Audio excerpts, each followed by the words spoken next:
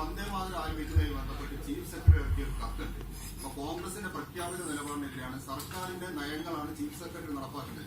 ഇതുവരെ ആ കത്ത് പിൻവലിച്ചിട്ടില്ല. സർക്കാരിന്റെ നിലപാട് ഇന്നിപ്പോ 2 ദിവസത്തോട് സ്വാതന്ത്ര്യ ദിനത്തിൽ അതൊക്കെ സ്വാതന്ത്ര്യ ദിനം ആഘോഷിക്കുമ്പോൾ കണ്ടോ സർക്കാരിന്റെ നയം എന്താണെന്ന് നിങ്ങൾ മനസ്സിലാവും. സ്കൂളുകളിലൊക്കെ കൺഫ്യൂഷൻ ആണ്. ഇപ്പം സ്കൂളുകളിലൊക്കെ മത്സരങ്ങൾ നടക്കും.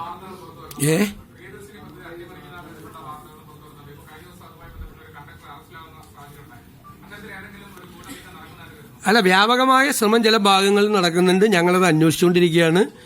ശക്തമായ നടപടികൾ ആ കാര്യത്തിൽ സ്വീകരിക്കും.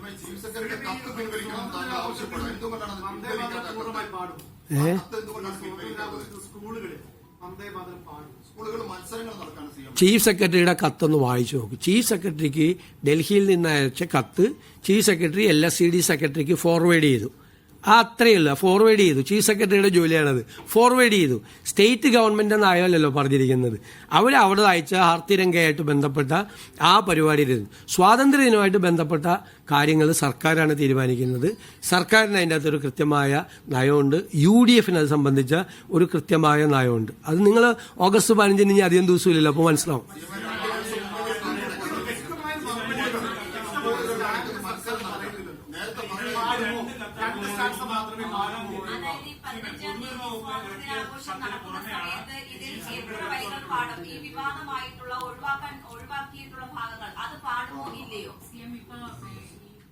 എല്ലാവരും ചോദിക്കാൻ അവസാനം പറയാം.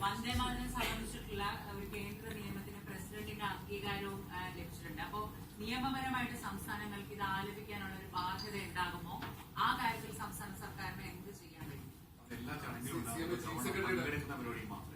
CMI കത്തിറങ്ങിയിട്ട് ഇപ്പൊ ഏതാണ്ട് 4 ദിവസം കഴിഞ്ഞു. താങ്കൾ ഇതുവരെ പ്രതികരിക്കാൻ സ്കൂളുകളിലൊക്കെ ഇതിന് മത്സരം നടക്കാൻ സമ്പൂർണ്ണമായി ആരംഭിക്കണം എന്ന് പറയുന്നത് സ്കൂൾ ക്ലാസ് ഗ്രൂപ്പുകളടക്കം ഇത് സംബന്ധിച്ച മെസ്സേജ്. അപ്പൊ ഇങ്ങനെ ഒരു കത്ത് വന്ന സമയത്ത് തന്നെ താങ്കൾക്ക് ഇതിന് ഒരു കൃത്യത വരുത്തിയിരുന്നെങ്കിൽ, വ്യക്തത വരുത്തിയിരുന്നെങ്കിൽ ഈ കൺഫ്യൂഷൻ സ്കൂളുകളിലടക്കം ഉണ്ടാവുമായിരുന്നു.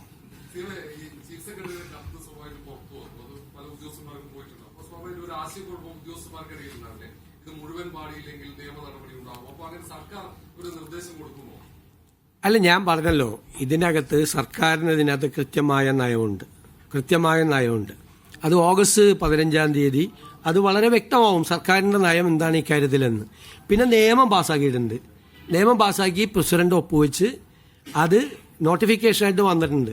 ആ നിയമത്തിൽ അത് മുഴുവൻ പാടണമെന്നാണ് നിയമപരമായിട്ട് പറയുന്നത്. പാർലമെന്റ് പാസ്സാക്കിയ നിയമമാണ്.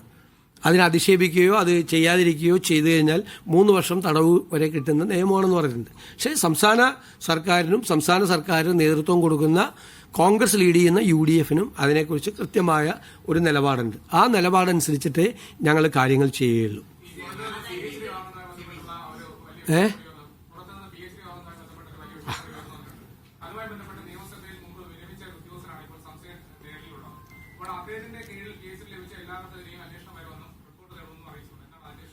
അത് വിശദമായി അന്വേഷിക്കുക. കാര്യത്തെക്കുറിച്ച് വിശദമായി അന്വേഷിക്കും. വളരെ ഗൗരവതരമായ പരാതിയാണ് അത് സംബന്ധിച്ച് അത് കിട്ടിയിരിക്കുന്നത്.